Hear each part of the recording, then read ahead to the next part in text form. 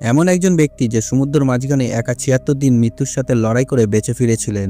ছোটবেলা থেকে তার স্বপ্ন ছিল নিজের হাতে একটি নৌকা তৈরি করে সমুদ্র পাড়ি দেবে, কিন্তু সেই নৌকাই তাকে মৃত্যুর মুখে ঠেলে দেয়। তবে সে মৃত্যুকে জয় করে ৭৬ দিন সমুদ্রের মাঝখানে থেকে বেঁচে ফিরে ইতিহাস তৈরি করেছে। এই সময় তিনি এমন কঠিন পরিস্থিতির মুখোমুখি হয়েছিলেন যেখানে সবকিছুই তার মৃত্যুর জন্য অপেক্ষা করছিল। তো গল্প শুরু হয় স্টিভেন কালাহানকে নিয়ে। তিনি ৬ ফেব্রুয়ারি ১৯৫২ সালে মার্কিন যুক্তরাষ্ট্রে জন্মগ্রহণ করেন। ছোটবেলা থেকে তার সমুদ্রের প্রতি এক অদ্ভুত আকর্ষণ ছিল। অন্য শিশুরা যখন খেলাধুলাতে মেতে থাকত, তখন স্টিভেন বিভিন্ন নৌকার ছবি আঁকত। যে বয়সে বাচ্চারা সুপারহিরো হওয়ার স্বপ্ন দেখে, সেই বয়সে তিনি সমুদ্রের মানচিত্রের মধ্যে হারিয়ে যেত। সমুদ্র ঢেউয়ের শব্দ, ঝড়ের গর্জন আর খোলা নীল আকাশ, এই সবকিছুই ছিল স্টিভেনের কাছে জীবনের সঙ্গীত। সমুদ্র শুধু তার স্বপ্নে ছিল না, সেটি ছিল তার জীবন সঙ্গী। এই আবেগ নিয়ে স্টিভেন নেভাল আর্কিটেকচার নিয়ে পড়াশোনা করেন, কিন্তু সে কেবলমাত্র কাগজে নৌকার ডিজাইন বানিয়ে সন্তুষ্ট ছিলেন না। স্টিভেন সেগুলো চড়ে সমুদ্রে পাড়ি দিতে চেয়েছিল। তাই তিনি নিজের হাতে একটি ছোট কিন্তু খুব মজবুত পালতোলা নৌকা তৈরি করে, যার নাম রেখেছিল নেপোলিয়ান ১৬। এই নৌকাটি প্রায় ২১ ফুট লম্বা ছিল, ছোট্ট, হালকা, কিন্তু সমুদ্র যাত্রার জন্য একদম পারফেক্ট ছিল। এই নৌকাটিতে তার স্বপ্ন, তার আবেগ, তার অনুভূতি সবকিছুই মিশেছিল। এরপর এলো সেই দিন, যেদিন তিনি একা আটলান্টিক মহাসাগর পাড়ি দেওয়ার সিদ্ধান্ত নিলেন। কোনো সঙ্গী নেই, কোনো বড় জাহাজ নেই, কোনো আশ্রয় নেই, কোনো সাহায্যকারী দল নেই, কেবল তিনি আর তার নৌকো এবং হাজার হাজার মাইল বিস্তৃত এক বিশাল অজানা সমুদ্র পথ। সালটা ছিল ১৯৮২, মাসটা ছিল জানুয়ারি। স্টিভেন ফ্রান্সের একটি উপকূল থেকে যাত্রা শুরু করলেন। শুরুতে সবকিছু পরিকল্পনা অনুযায়ী চলছিল। বাতাস স্বাভাবিক ছিল, নৌকা দ্রুত চলছিল, কিন্তু সমুদ্রের প্রাকৃতির ওপর কোনো ভরসা নেই। তিনি যাত্রার জন্য পুরোপুরি প্রস্তুত ছিলেন। সাথে ছিল জল, খাবার, রেডিও, মানচিত্র, দিক নির্ণয় যন্ত্র এবং একটি ছোট রাবারের লাইফ রাফটার। এই লাইফ রাফটার প্রায় ৬ ফুট লম্বা এবং ৮ ফুট চওড়া ছিল।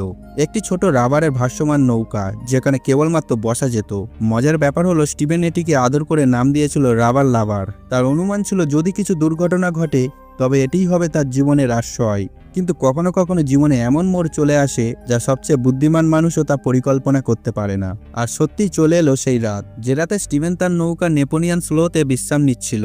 হঠাৎ একটি ভয়ঙ্কর ধাক্কা, যেন কোনো কিছু তার নৌকাতে সজারে আঘাত করেছে। তার ঘুম ভেঙে গেল। নৌকার নিচ থেকে শব্দ আসছিল, জল ভেতরে ঢুকতে শুরু করেছে। চারপাশে অন্ধকার, কেবল ঢেউয়ের গর্জন আর নৌকা ভেঙে যাওয়ার শব্দ। কয়েক মিনিটের মধ্যে সে বুঝতে পেরে গেল যে তার নৌকা আর বাঁচানো যাবে না। সে ভয় না পেয়ে, সময় নষ্ট না করে দ্রুত তার লাইফ রাফটারে প্রয়োজনীয় জিনিস রাখলেন। সামান্য খাবার, পানীয় জল, একটি নাবিক ছুরি, একটি হারপুন গান এবং সূর্য থেকে বাঁচার জন্য প্লাস্টিকের চাদর। কিছুক্ষণের মধ্যেই নৌকা ডুবে গেল। এখন কেবলমাত্র স্টিভেন এবং তার ছোট রাবারের জীবন রক্ষাকারী ভেলা, যেটা সমুদ্রের বিশাল ঢেউয়ের ওপরে ভাসছে একা সমুদ্রের মাঝখানে। এখন থেকে শুরু হলো স্টিভেনের বেঁচে থাকার আসল লড়াই। নৌকা ডুবে গিয়েছে, অন্ধকার রাত এবং চারিদিকে কেবল জল আর জল, আর তার সাথে লুকিয়ে আছে মৃত্যু। স্টিভেন এখন একা একটি ছোট রাবারের লাইফ রাফটারে। এটাই এখন তার দুনিয়া। স্টিভেন জানতো যে কোনো উদ্ধারকারী দল তাকে বাঁচাতে আসতে পারবে না। তাই সে মনে মনে ঠিক করে নিল, যতদিন বেঁচে থাকবো ততদিন নিজেই এই পরিস্থিতি থেকে বেরিয়ে আসার পথ খুঁজে বের করব। কিন্তু সমুদ্র শান্ত ছিল না। সমুদ্রের ঢেউ বারবার তাকে মনে করিয়ে দিচ্ছিল যে তার জীবন এখন একটি সরু সুতোর মধ্যে ঝুলছে।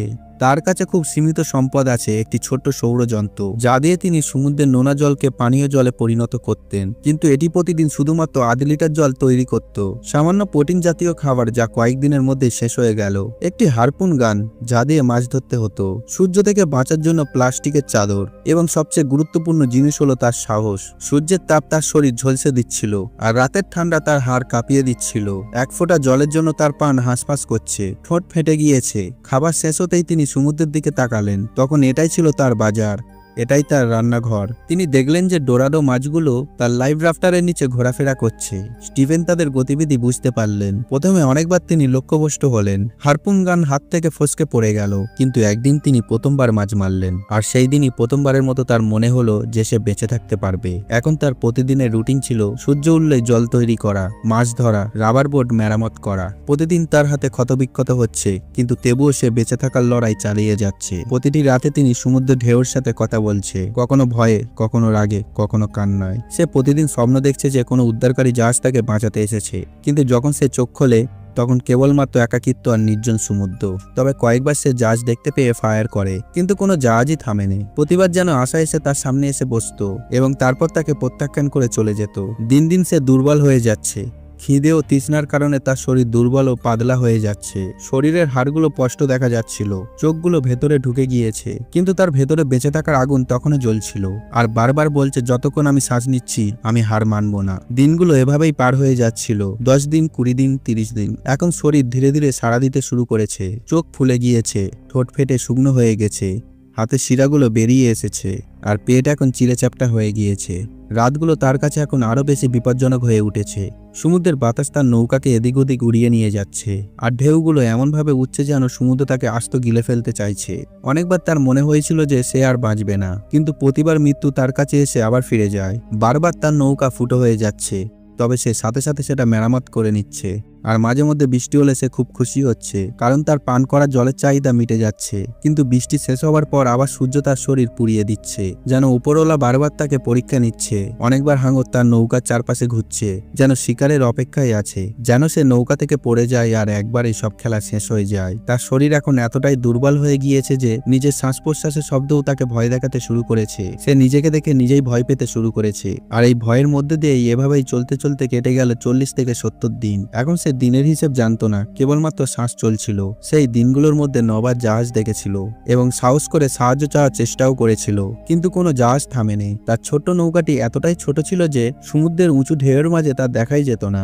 এমনকি দুটি জাহাজ এত কাছ দিয়ে যাচ্ছিল যে কালাহান তার ইঞ্জিনের শব্দ শুনতে পাচ্ছিল, কিন্তু তার নিজের চিৎকারের শব্দ কেউ শুনতে পায়নি। তার চারপাশে কখনো কখনো পাখি উড়ে বেড়াচ্ছে, আকাশের চক্কর কাটছে, যেন অপেক্ষা করছে কখন এই মানুষটি মারা যাবে এবং তারপরে এই ক্ষুধার্ত পাখিরা তাকে ছিঁড়ে ছিঁড়ে খাবে। আর এভাবেই আরো 6 দিন কেটে গেল আর চলে এলো সেই ঐতিহাসিক 76তম দিন, 21শে এপ্রিল 1982। সেদিন স্টিভেন গুয়েদালুপের আইল্যান্ডের কাছে ভাসছিল, যখন তার জীবনের শেষ সুতোটিও ছিঁড়ে যাওয়ার সময় হয়ে এসেছিল। সেই সময় বেঁচে থাকার আশা ফিরে এলো।